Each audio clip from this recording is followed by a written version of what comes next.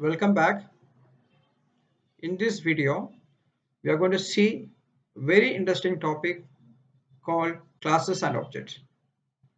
We have seen a brief introduction about that.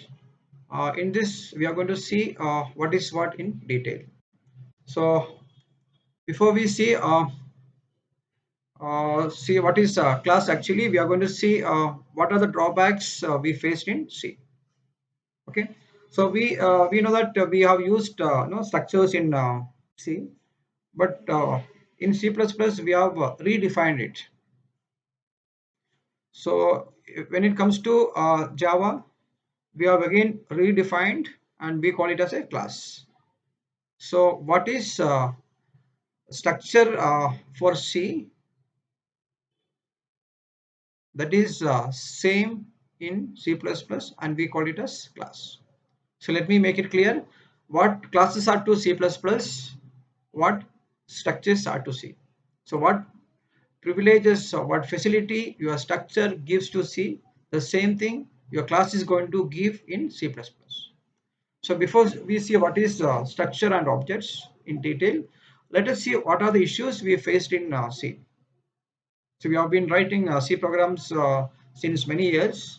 So we can come with the drawbacks. So first thing is in normally in C the library programmer creates structures, but problem is if you look at the screen uh, where I've created a structure.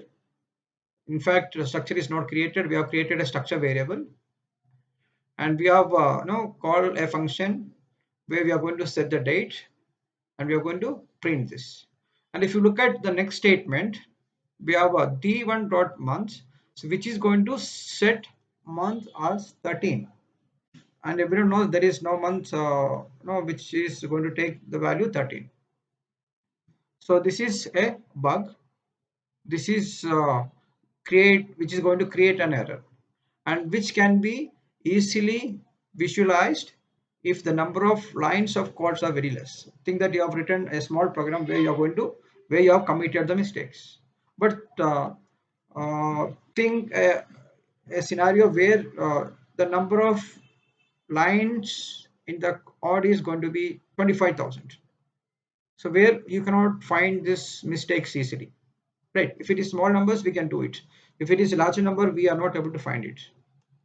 Second thing is if you take C, there is an absence of binding. We have seen in C or in procedure oriented programs, data are permitted to move around the functions. There is nothing called binding data with the functions or code. So normally what happens? There will be a security threat. The next issue is something called encapsulation. So the which is going to give you, data hiding facility and data abstraction. This is also not there, which lacks in C. And what is the solution? So C++ provides a solution in the form of a structure. For structure, we use the keyword struct. So let us see the drawbacks we faced in C, how we can overcome in C++ using a structure. Okay, so we have taken a structure as you could see on the screen. Uh, the structure name is distance, and your structure starts here and which ends here. And whatever you do right inside the structure, we call it as structure members. So the first one is data member, second one also data member, and these are the member functions. So we have got one, this is the second one, this is the third one, and this is the fourth one. So we have got a structure called distance with 2 plus 4. What is 2? 2, these the first two are nothing but data members, and last 4 are member functions. So what does it mean? C++ allows member function inside the structure. So if you look at the main function, where have created two structure variables for the structure called distance. And look at this d1 dot set feet. How do we access the member function? Using the dot operator. So I'm calling d1 dot set inches, d2 dot set feet, and d2 dot set inches. So how do I access? Using the dot operator. So please do remember, we have made use of the facility where we can define a member inside a structure. So the output is going to be 2.2, 2.2, and 3, 3.3.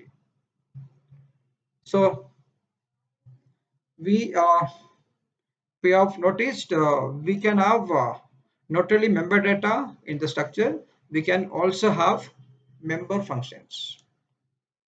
For this, we have used the keyword struct. In the structure, we are writing it. And how this is accessed, your member function and member data are accessed using an operator called variable to member access operator. What is this operator? Which is nothing but the dot operator.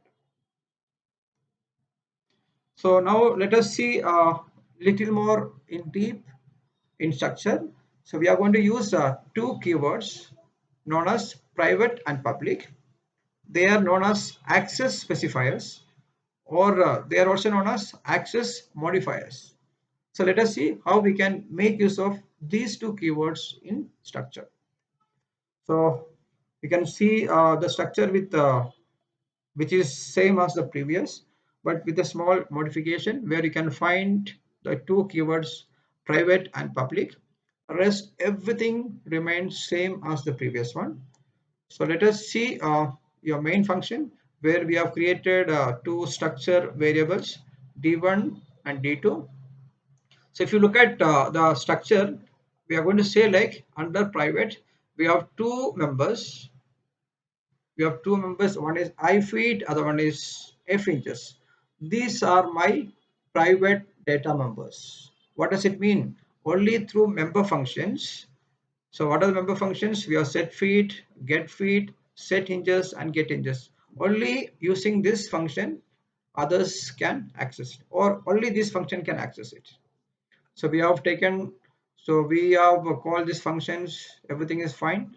And look at the next statements. We have written d I d1 dot I feet, so which is going to give an error. Why? Because what is I feet? I feet is a private member which is accessed by a non-member function. What are the member functions? Member functions are get feet, set hinges, get hinges, and set feet. Only this function can access this private data. So the two keywords says it very clearly. What are the keywords? Private and public. So under private, what is given?